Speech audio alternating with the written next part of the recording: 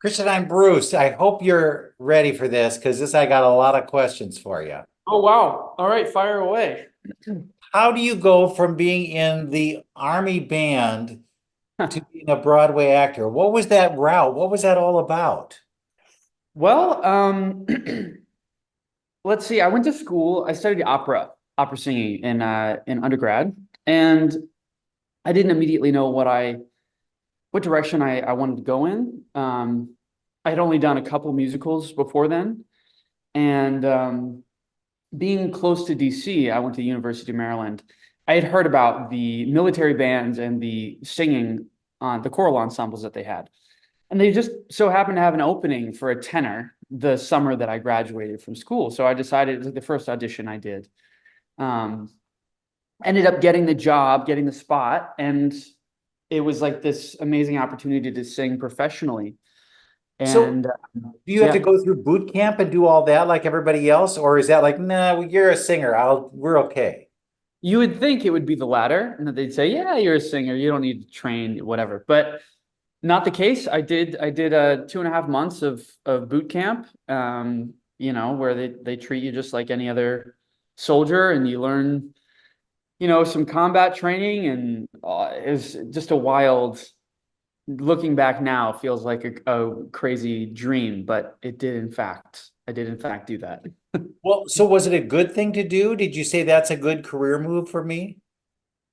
For me, yeah, I mean, it allowed me to kind of lay a foundation financially, as well as a performer. I did all kinds of you know, um, different performances with the Army band, lots of high profile, high pressure kind of stuff. I grew as a singer in my stage presence. And ultimately, when I decided to leave and move to New York, I felt like I was a little bit more mature and more kind of equipped to step into that musical theater world. So It looks like though you got work right away when you did that. So often people will go to New York and then it's years before they get even some kind of a tumble. And for you, you were getting leading roles. well, at first it was a ensemble feature in Pretty Woman on tour, and then I got to cover, the lead. I sort of it was I was lucky enough to get work right away, and it was each next job was kind of a progression. So I was very lucky in that way. I got to cover, then I got to do a leading role off Broadway, and now I'm doing a leading role on a Broadway national tour. So it feels like I keep kind of getting to do the next logical step, which has been really wonderful. Was this a show you wanted to do? Was this on the list? You go, Moulin Rouge, that'd be a good one to do. Yeah, I mean, I had always loved the movie I remember seeing it in high school and loving it and crying in my friend's basement. Um, and then once I heard about it as a stage show, I always had it in the back of my mind, like that would be so cool to play Christian. My name's Christian. And, so the universe really seemed to answer in that way, that I was able to step into Christian, the songwriter, playing Christian, the songwriter is just But wild. So. how does that impact your own songwriting? When you hear all of these hits, do you say, oh, I've got to watch so I don't copy something like that? Because it'd be very easy to stick in your mind.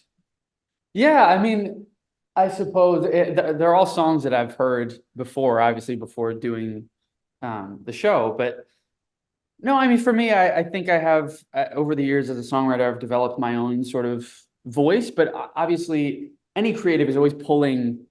There's no quote unquote no new ideas out there, so you're always kind of pulling from the world around you, from the songs that you know, and putting them through your own filter as a songwriter. So. That when it's so many mashups, what comes into your mind? Is it like I remember that song when I first heard it, or I remember this, or you know, how do you square all of those things? Yeah, I mean, at this point, I've been doing the show in some capacity. I started in the ensemble for almost a year and a half.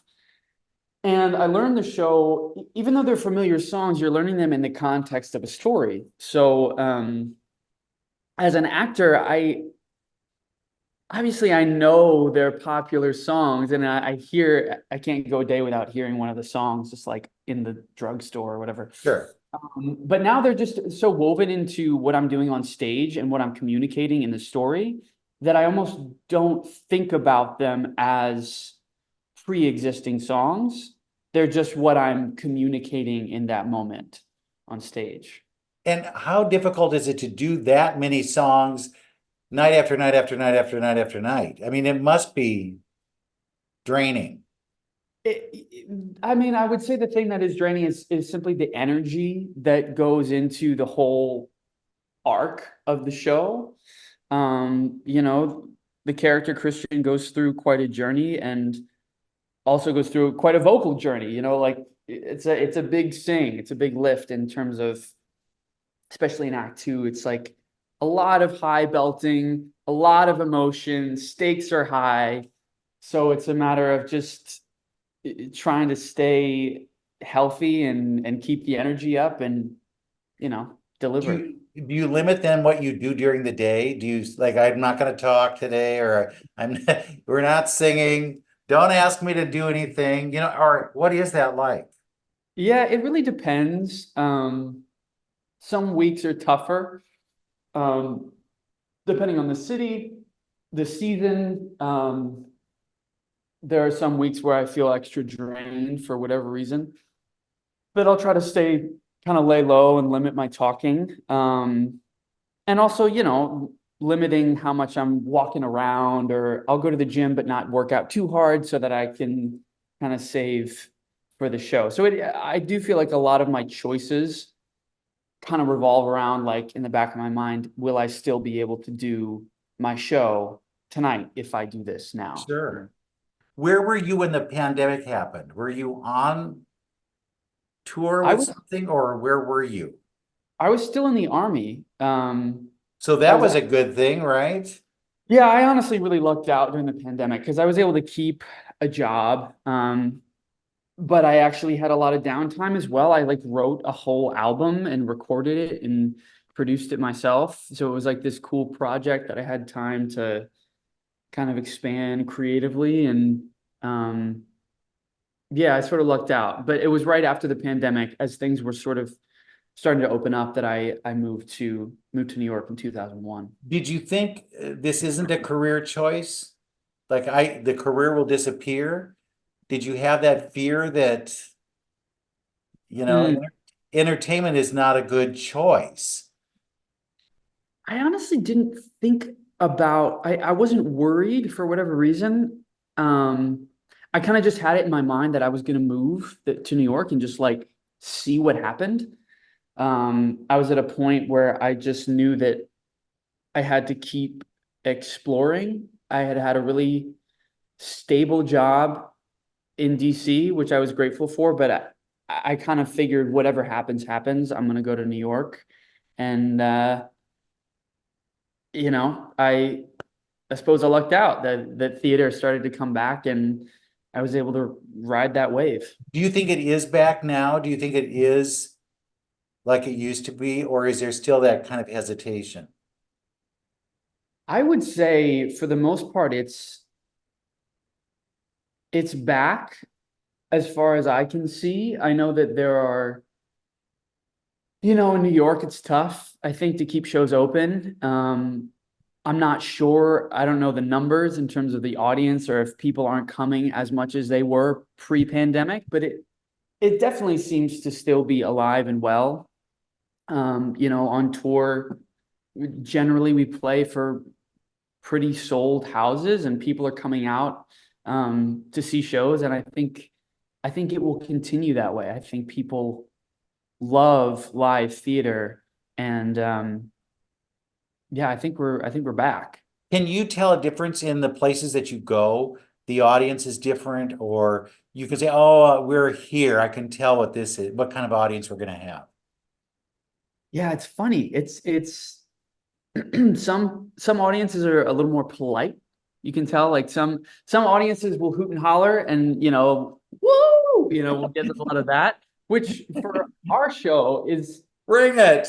we love it, you know, Right. like it, especially like I love when I walk out at the beginning and I do, there's like a sign raise at the Moulin Rouge sign, and selfishly, I always love a couple hoots and hollers to be like, okay, they're with me. Yeah, They get it. Um, so that makes us feel like the audience is with us. But generally, all the audiences love it. It's just a varying degree of enthusiasm sometimes. And like sure. you can tell as we get closer to the weekend and maybe people have a couple more cocktails before dinner, the audiences tend to get a little more boisterous. So yeah, it's a mixed bag for sure. So how long are you committed to the show? How long will you be with this? I will be here at least until the end of September. And then have you decided what happens then? I haven't decided yet. TBD, I suppose. Yeah, I suppose I won't go into my Sure. my future plans at the moment, but yeah, we'll see. Well, when you are a songwriter, do you ever think about writing a show? Yeah, I'm actually in the process of writing a show. I have written a show with two playwrights based in New York, and that's sort of something that's been happening on the back burner for me. We've done a couple Zoom readings, and hopefully in the fall we'll do like a full-fledged, kind of workshop Sure, in a sure. room with actors Well, and teaching the music. that seems to be the big thing now in New York is where somebody will shepherd their own project. I mean, you had an experience with that with Kinky Boots too, where they really here are people that hadn't had that experience and then moved into it. Billy Porter, look at how he grew from that and then started producing. I mean, Yeah. it's bizarre. Are there character? I mean, leading man is a really difficult role because everybody at some point might have been a leading man in high school. But once you get into the real world, it's like, no, character actor. You're a character actor. And it's hard to make that transition. So there aren't that many really good leading men. What is the secret to being that good leading man? Oh, that's a good question. I can only say for me, I just try to bring authenticity. I try to be grounded in the story and in the character and in the realism and the emotion, not trying to play anything that's not authentic really, and trying to Sure. just bring that energy every night, trying to both in my body, in my voice, in the energy, allowing it to be larger than life without pushing, I Are there suppose. roles you look at and you say, yeah, that's one I really want to play? Well, this was one of them. Playing Christian, I mean, it's a lot to sink my teeth into. I always wanted to play Jack Kelly. Might be aging out of that one. Yeah. I covered Jack Kelly. I got to do it once at Arena Stage, which was a blast. Um, Other roles, leading men, I'm trying to think. I suppose it's not something I think about a lot. You don't have a bucket list of all these roles you want to play? Where's Sweeney Todd in this? Come on, that's got to be in Oh, there. yeah, yeah, yeah. I mean, I would now that Sweeney Todd is apparently open to tenors, I'm like, Right. bring it on. Here I am, I right? would love to do that. Yeah, that'd be awesome. Honestly, I haven't done enough Sondheim for me. I did Sweeney Todd back in college. I played Tobias. Um, but I just love Sondheim's music, and I've been grateful to like be cast in these awesome pop rock shows. But like so much of my chops are more operatic and Right. it. So Is I would that love. over? Is that part of your career over that you wouldn't go back and do opera or I don't know that it's over. I never did. I was never super keen on opera, okay. not that I didn't like it, but it was never a passion of mine. I liked singing arias and kind of mastering the vocalism of it, but I think artistically, in terms of story, I always gravitated toward musical theater. So, but I love like the golden age. I got to do Tony last summer at the Muni, and that was such a blast to get to sing. The number of times that I sang Maria in Right. college, recitals, but to get to do it in the production, for like 10,000 people at the Muni was just pretty surreal. That So, must be really hell though, too, to do because it's so huge. I mean, it's like, what do I look at? Where do I go? And, am I projecting enough or am I overdoing it? yeah, I mean, it's another one of those like you kind of just have to trust that what you bring is enough, that you were hired for a reason, and that you just, whether Do it's that. 300 people or 10,000 people, you can't do anything outside of just so Sure. you just have to stand in your power and just say, all right, I'm going to trust that, this B flat is going to come out. And a And bug isn't going to bite me at some point and I'm going to be all right, right? exactly. Yeah. Uh, When did they tell you that you couldn't use your real name as your name? Well, nobody told me. So Christian Hoff, if you Google Christian Hoff, Right. Tony it's already, winner. yeah, exactly. So I found this out back in high school in like a computer lab, just like, well, let's all, look up Right. ourname.com. And I was like, oh, Christian Hoff, he's like a performer. And so I remember the first time I realized I was like, oh, I wonder if I should change this was I did the Lotta Lenya competition, which is a vocal competition through the Kurt Weill Foundation. Sure. Um, and I was one of the winners there. And they announced on, I think, a Broadway World, they kind of like had a little rundown of who the award winners were, and my name linked to, To his page. yeah, it had like the blue with the underline. You could click on it. Right. It wasn't me. Um, so I kind of, once I started getting into theater professionally and like joined Equity, I decided to use my middle name, Douglas, as my stage name, Christian Did you Douglas. ever meet him? Did you ever meet Christian Hahn? No, I You haven't met must. Oh, Christian. you'll like him. He's lots of fun. Oh yeah, we, one day I'm sure we'll cross paths. That would be cool.